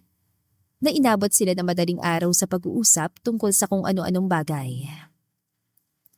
Kahit kailan, hindi ko hinayaan na mas pairalin ang feelings ko. Pero nung nakilala kita, wala na akong pakialam sa iba. Ang importante lang sa akin, ang feelings ko para sa'yo. Pinago mo ko, Melanie, at gusto ko tong pagbabagong to. Francis, paano mo nasasabi sa akin yan? Samantalang hindi mo pa ako lubos sa kilala. Sa tingin mo, may pakialam pa ako kung sino ka o ano ka? And besides, may buong buhay pa para makilala kita ng husto. Pero, hindi pwede. Hindi napansin ni Melanie na tumutulo na ang luha niya. Huwag mong gawin to, Francis. Mas paguguluhin mo lang ang sitwasyon. Bakit? Sabi mo sa akin, Mel. Ayaw mo ba sa akin? May iba ba? May boyfriend ka ba na hindi mo sinasabi? Wala. Pero natatakot ako, Francis. Natatakot ka sa akin? Hindi. Sa sitwasyon natin. Paano kung malaman nila na hindi pala talaga ako totoong fiancé mo? Na niloloko lang natin sila. Hindi naman nila kailangang malaman, di ba? Sa oras na makapag-decide na tayo kung kailan ang engagement party, wala na magiging problema at… Teka. Engagement party? Hindi ba dapat tinatapos na natin to, Francis?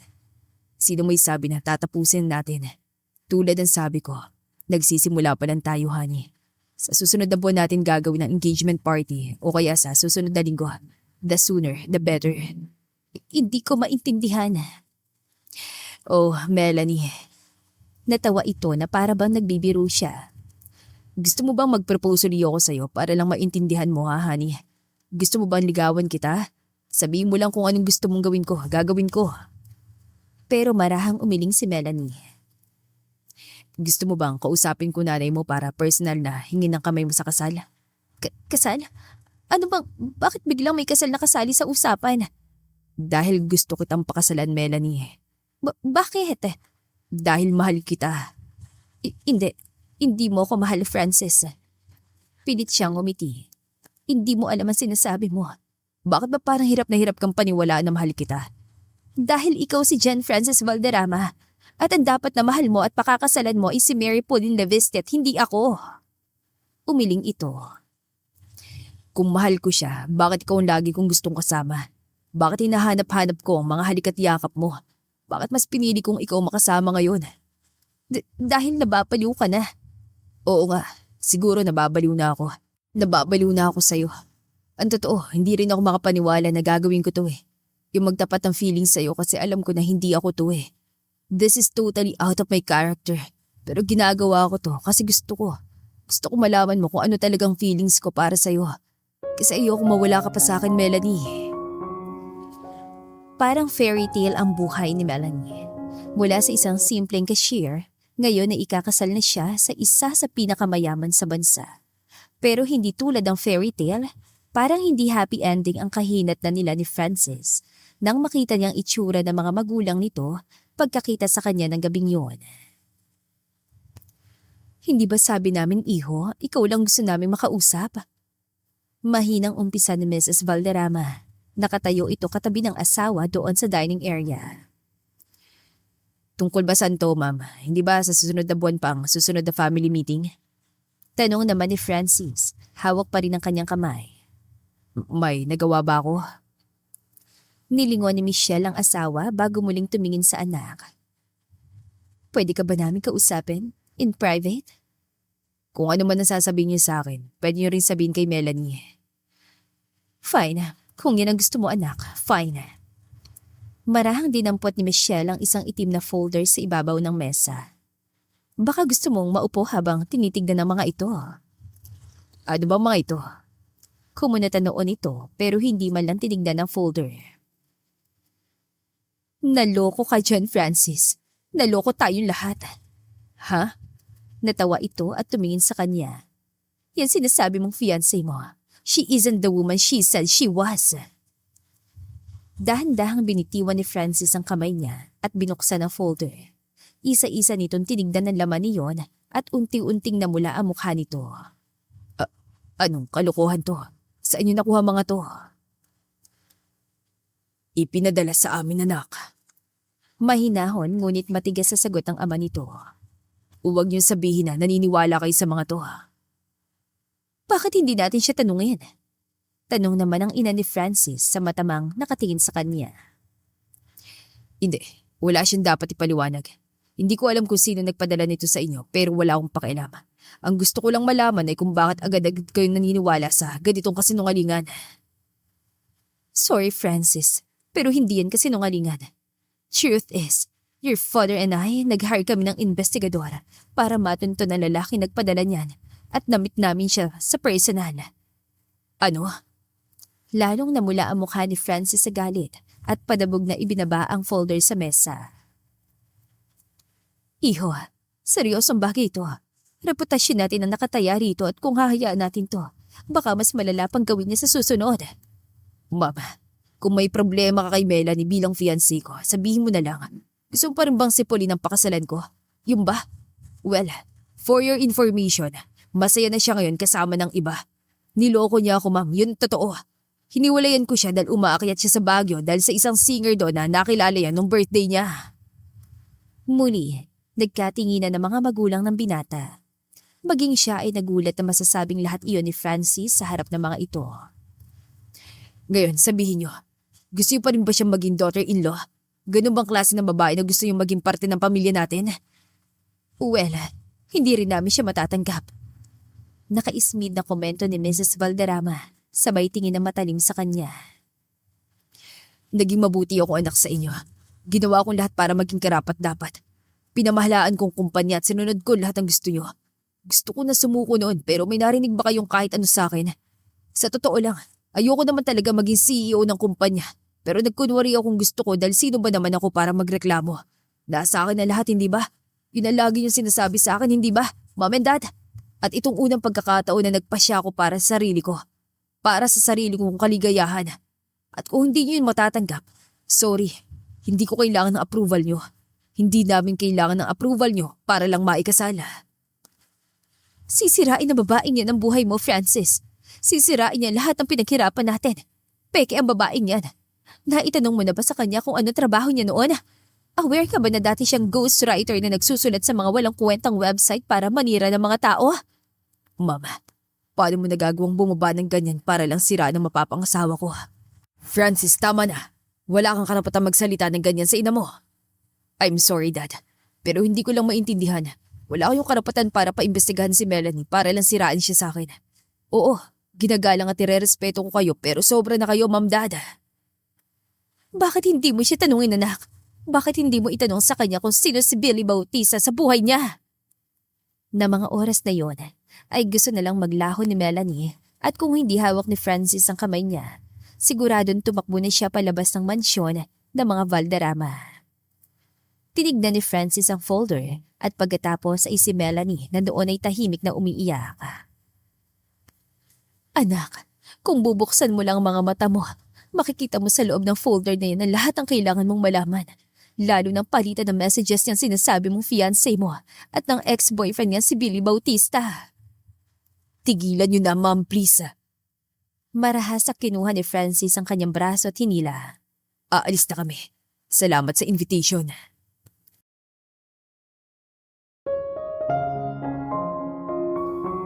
Nakakatakot ang katahimikan ng biyahe nila pabalik sa penthouse.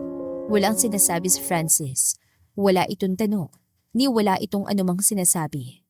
At pakiramdam ni Melanie ay iyon na ang katapusan. Francis, hayaan mo sana ako magpaliwanag. Bulong niya nang huminto ang sasakyan sa harap ng building. Kaya mo? Humigpit ang pagkakakapit ito sa manibela.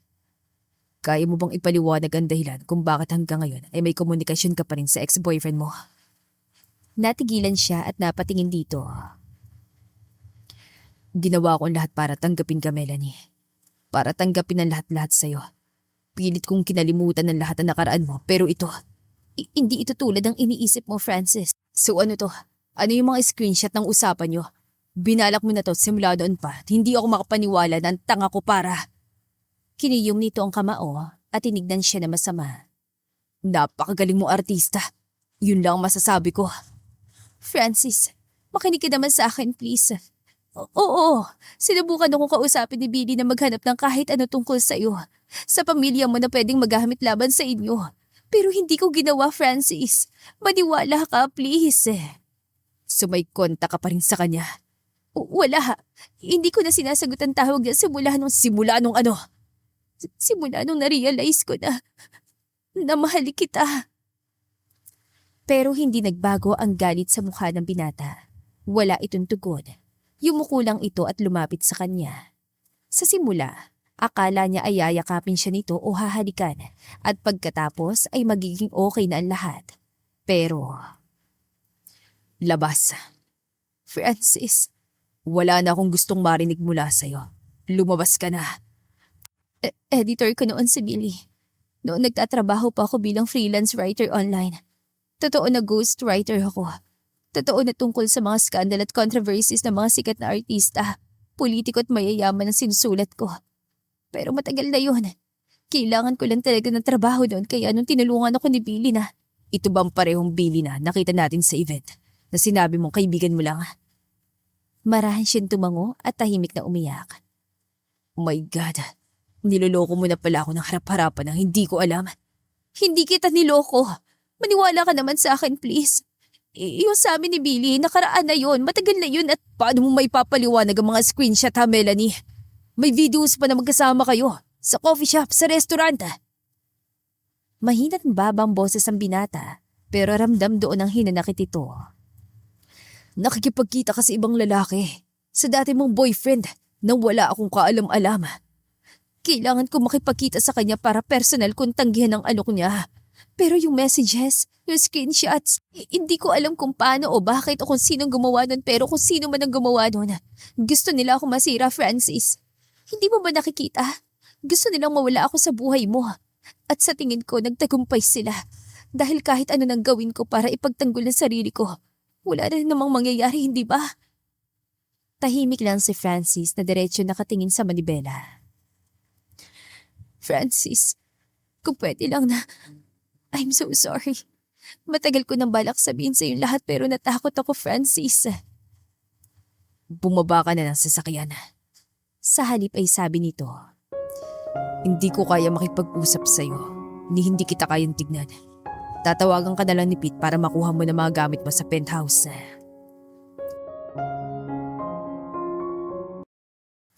Halos 5 minuto na nakatitig si Francis sa cellphone na hindi niya namalayan ang pagpasok ni Pete sa kanyang opisina. Sir, tumawag si Melanie, si Miss Luistro. Tinatanong kung kailan ka raw niya pwedeng makausap. Ano pang kailangan niya? Matigas niyang tanong. Halos 2 buwan na rin mula nang mawala ito sa buhay niya. Ilang minuto lang daw, sabi niya. Gusto lang niyang personal na magpaliwanag at humingi na sorry. Humingi na sorry o ng dagdag na bayad. Tumawa siya na mapakla. Naibigay mo na sa kanya yung pera, di ba? Oo. Yumuko si Pete at kinuhang isang makapal na sobre sa bulsa ng jacket ito. Pero hindi niya tinanggap, sir. Hindi raw niya kailangan. Kalokohan. At gusto niya ibalik to sa'yo. Sa totoo lang, hindi ko inaasahang ibabalik pa niya yan. Kahit hindi tignan, alam ni Francis ang laman ng maliit na kahon na inilapag ni Pete sa mesa. Anyway, ibigay muli yung pera sa kanya. Sabi mo na kung ayaw niyang mademanda, kailangan niyang tanggapin yan. Sa tingin ko, sir, parang mas mabuti pa na ikaw na magbigay niyan sa kanya na personal. Pwede ko siyang sunduin sa bago niyang apartment mamaya. Hindi. Pero sir, alam ko naging malapit na kayong magkaibigan, Pete. Pero ayoko na nakikipagkita o nakikipag-usap ka pa sa babaeng yan. Maliwanag? Simula ko yun. Wala na siya sa buhay natin. Bakit hindi mo siya kausapin para magkaayos kayo? Kumunatan noon niya. Hindi mo ba narinig ang sinabi ko? Uuwi na siya ng probinsya, sir. At hindi niya siya babalik dito sa Maynila. Alam kong wala ako sa posisyon na makialam pero itinuturing na kitang pamilya, sir. At alam kong nahihirapan ka dahil alam kong mahal mo na si Melanie at mahal. Ano ba yung sinasabi mo? Sir, kung hindi mo siya mahal, bakit kanina mo pang tinititigan yung picture niya sa phone mo? At siya pa rin ang wallpaper mo kahit sa laptop, di ba sir? Tinignan niya ito ng masama. Kinuha ang cellphone at sinara ang laptop. At nang muli niya itong tignan ay hanggang tainga ang ngiti nito. Alam kong galit ka sa kanya, sir. Pero kung hahayaan mo lang siya magpaliwanag, malalaman mo na wala siyang kasalanan. At sino may kasalanan? Ako? Ang sinasabi ko lang, mahal ka niya, sir. Totoong mahal ka niya at sigurado kung hindi niya magagawa yung mga ibinibintang sa kanya. Sa tingin mo, mahal niya ako? Natawa siya. Oh well, naloko niya tayong lahat. Yun lang masasabi ko. Paano kung naset up lang siya? Nino? Hindi ko alam. Pero kausapin mo siya, sir. Sige na, para na rin sa ikapapanatag ng loob mo. Fine, I'll think about it. Huminga ito ng malalim at tumayo. Pero gusto ko lang linawin, Pete. Gagawin ko to hindi dahil gusto ko siyang makita o dahil sa mahal ko siya. Gagawin ko lang to para makinig sa kung ano man ang sasabihin niya. Yun lang. This won't change anything. Pero bago siya makapagpasya na makipagkita kay Melanie, ay may natanggap siyang tawag mula sa ina na nasa ospital daw si Pauline. Wala na dapat siyang pakialam dito, pero bilang tanging ina na lang nito ang pamilya sa Pilipinas, hindi niya kayang hindi ito kumustahin. Kaya pagkatapos ng trabaho, ay agad niya itong dinalaw sa ospital. Kumusta na siya, tita? Yun ang tanong niya na madatan niyang ina ni Pauline sa tabi nito sa ospital. Nakayanan na niya ito noon. I'm sure makakayanan niya ngayon. Malungkot itong sabi. Salamat sa pagbisita, Francis. Alam kong hindi maganda ang sitwasyon niyo ngayon pero salamat at pinuntahan mo pa rin siya. Mga bata pa lang, magkakilala na kami. Kaya kahit ano siguro nangyari sa amin, hindi basta-basta mawawalang pagkakaibigan namin. Salamat ulit, iho. Wala nakapansin na may dinadamdam pala siya. I mean, she's always bubbly. Kahit sa mga live niya sa channel niya, kilala mo naman niya si Pauline. Magaling magtago ng problema. Tumango-tango siya. Kung binigyan ko lang sana siya ng pansin itong mga nakaraang buwan, baka hindi humantong sa ganito. May history ni Pauline. Alam nating lahat na may mental health problem siya at dapat nalaman ko na may pinagdaraanan siya. Nakausap niyo na ba siya? Hindi pa. Baka hindi pa rin siya handang harapin ang lahat. Alam mo na, baka nahihiya siya sa nangyari at gusto muna niyang mapag-isa. May nangyari po ba sa kanya na maaring naging trigger ng nangyari? Saglit ito natahimik. Teka, may naalala ako. May kakaiba sa kanya. Parang iba ang mga kilos niya. Matagal na niyang hindi nababanggit ang tungkol sa nangyari sa inyong dalawa. Pero nitong isang araw, bigla na lang siya nagkukwento tungkol sa iyo, iho. Na masaya raw siya kasi matutuloy na raw ang kasal niyo. Ha? Kailan po nangyari to? Ilang araw lang bago nangyari ito. Tinanong ko pa nga siya kung paano mangyayari. Gayong engaged ka na sa iba, hindi ba? Well, may nabanggit siyang Billy na kinausap na raw niya para ayusin ang lahat. Doon lang nakuha nito ang atensyon niya. Kilala ni Pauline, si Billy? Napagplanuhan na raw nila ang dapat gawin. Akala ko naman kung ano lang. Pero sabi niya kapag nagtagumpay daw ang plano niya, tiyak na babalikan mo siya. Kaya matutuloy na ang kasal niyo. Si Melanie. Bakit, iho? Sa tingin ko, nagawa niyang plano niya, tita. Nakipaghiwalay na ako kay Melanie. Naku, Diyos ko, sorry. Francis, hindi ko. Wala kayong kasalanan, tita. Hindi ko rin pwedeng sisihin si Pauline dahil hindi maayos ang kondisyon niya kaya siguro niya nagawa yon. Pero pinapahanap ko na si Billy at kapag nakita siya, tsaka lang natin malalaman ng totoo. Mula sa balkonahe ng ika-33 palapag ng JFV Towers ay tinanaw ni Melanie ang tila kumukuti-kutitap na mga bituin sa buong syudad habang iniisip ang buhay na naghihintay sa kanya sa probinsya sa oras na makabalik siya. Sa totoo lang, hindi na niya inaasahan ang tawag ni Mr. Pete dahil noong nakarang araw lang ay malinaw na ayaw na siya makita at makausap ni Francis. Kaya nang sabihin nito na handa na si Francis na kausapin siya. Walang isip-isip na nagpunta siya roon kahit pa nga hindi siya sigurado kung ano ang kahihinatnan noon. Sabi niya, abot langit ang galit niya. Tapos ngayon, gusto niya ako makausap. Paano kung saktan lang niya ako? Paano kung kidnapin ako? Paano kung natawa siya? Diyos ko, ano ba naman tong iniisip ko? Ano nakakatawa? Hala! Mahigpit siya napakapit sa railings dahil sa gulat. Dahan-dahan siya lumingon at nakita si Francis na nakatayo sa harapan niya. Miss Luistro, Seryoso nitong bungad. Hindi Mel, hindi Melanie, hindi Honey. Basta Miss Luistro. ano nakakatawa? Wala sir. Sa tingin mo ba, nakakatawa tong meeting na to? Hindi sir. Umiling siya at yumuko. So, gusto mo ako makausap? Gusto mo, pakinggan kita. Go on. Inilagay ni Francis ang dalawang kamay sa bulsa at bahagyang umatras. Pilit itong pinipigil ang pagngiti, lalo na lumapit ang husto sa dalaga. Francis, sir, gusto ko lang linawin na wala na akong relasyon kay Billy. Totoo nakipagkita ako sa kanya ng ilang beses. Inalok niya ako na magsulat para sa kanya pero tumanggi ako. Yung screenshots na pag-uusap daw namin, hindi talaga totoo yun. Sa maniwala ka o sa hindi. Baka may nagkamali lang o may gustong sumira sa akin. Tahimik pa rin si Francis. Mula sa mukha ni Melanie ay bumaba ang tingin nito sa katawan niya at pabalik sa kanyang mukha. Sa wakas, lumapit ito at tinitigan siya sa mga mata. Sir, hindi ko alam kung paano ko mapapatunayan na wala akong ginagawang masama pero Minahal mo ba talaga ako, Miss Luistro? lumakas ang pintig ng puso ni Melanie. Sir? Totoo bang minahal mo ko? Oo. Bulong ni Melanie matapos pahira ng luha sa mga mata. Minahal kita. Maniwala ka man o hindi. Hindi ko na maalala kung kailan nagsimula pero minahal na kita at mahal pa rin kita. Kaya sobrang sakit ito para sa akin. Masakit na handang itapon ng lahat ng pinagsamahan natin dahil lang sa bagay na wala namang katibayan kung totoo o hindi. Mas pinili mo na maniwala agad sa ibang tao kaysa pakinggan ng paliwanag ko. Hinusgahan mo agad ako na parang... At bago pa maituloy ni Melanie ang sasabihin, ay hinatak siya ni Francis at hinalikan ng mga labi. Nanlaki ang mga mata niya pero na magsimulan lumalim ang halik, ay unti-unti siya napapikit. Sir, Honey, nakausap ko na si Billy at si Pauline. Sila ang may gawa ng lahat. Sila nag-set up sa'yo, Melanie. And I'm so sorry. Even Dad and Mom wanted to apologize personally. anong... Ngumiti si Francis at hinaplos ang kanyang pisngi.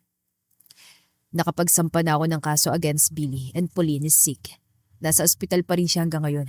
Undergoing treatments para sa mental health niya. Hindi alam ni Melanie kung ano ang magiging reaksyon doon. Ngayon, mas malinaw na sa kanya kung bakit ito nagawa ang ganoon.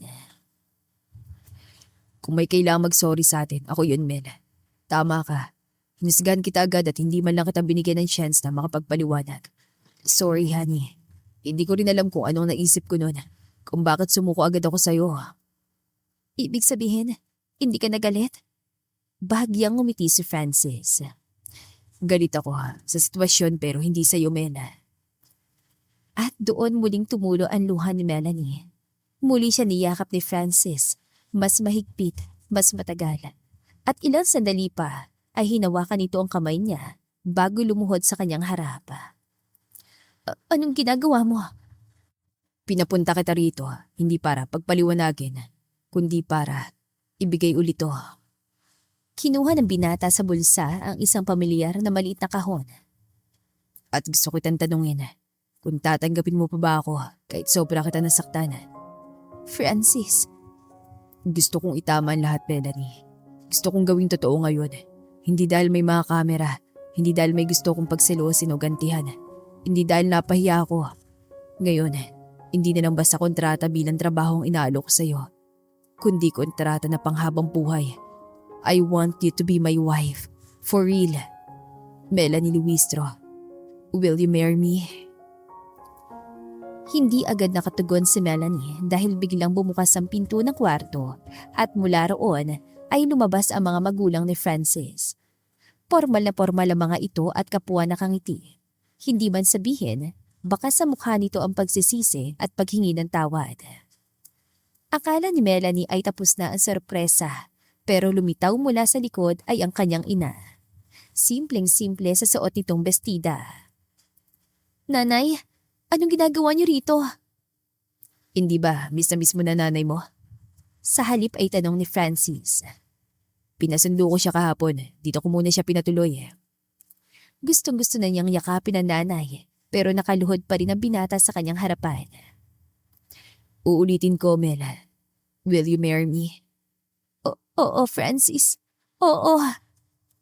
Mabilis sa sinuot ni Francis ang singsing sa kanyang daliri at hinalikan siya ng malalim. Nagpalakpakan ng lahat ang naroon at nag-iyakan. Sa labas, patuloy ang ingay ng syudad, pero sa loob, may dalawang taong piniling magpatawad at maniwala.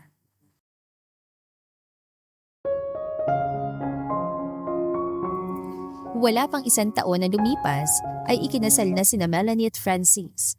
Ang sabi ni Francis, wala naman dahilan para patagalin pa at may punto naman ito. Kumusta ang asawa ko? Perfect! Nakangiti niyang tugon matapos ihilig ang ulo sa balikat ng asawa. Itinaas niyang kaliwang kamay at tinignan ng engagement ring at kanilang wedding band. Salamat sa lahat, Francis. Sabi ko naman sa'yo, di ba? Lahat ng gusto mo, kahit ano, ibibigay ko. I love you, honey. Gaano mo ko kamahal? Biro niya. Higit pa sa buhay ko. Wow, pang telenovela yung linyahan mo ah. Natawa rin ito. Pero totoo, ikaw na ang buhay ko ngayon, Mel. Dinig na dinig nila sa garden ang tunog ng piano mula sa loob. Si Don Robert yon. Tumutugtog ng paborito nitong piyesa. Iyon ang isa sa mga dahilan kung bakit naging malapit sila ng matanda. Ang hilig sa musika. Alam mo ba kung anong request si Dad? Ano? Apo. Agad-agad? Napatingin siya rito. Ready ka na ba? Saan? Na magkabibi. Oo naman. Ready ako sa kahit ano, honey. As long as kasama kita, ready ako sa lahat. Okay, sige. Sa pagkakataong yun, si Francis naman na napatingin sa kanya. Seryoso? Oo naman. Kung gusto mo na rin magkabibi, gusto ko na rin. Mabilis na tumayo si Francis at hinila ang kanyang kamay. Teka, saan tayo pupunta? Gagawa ng baby. Natawa siya ng malakas. As in ngayon ah? Nagbibiro ka ba? Nandiyan pa sila dad mo. Dito sila magdi-dinner, diba?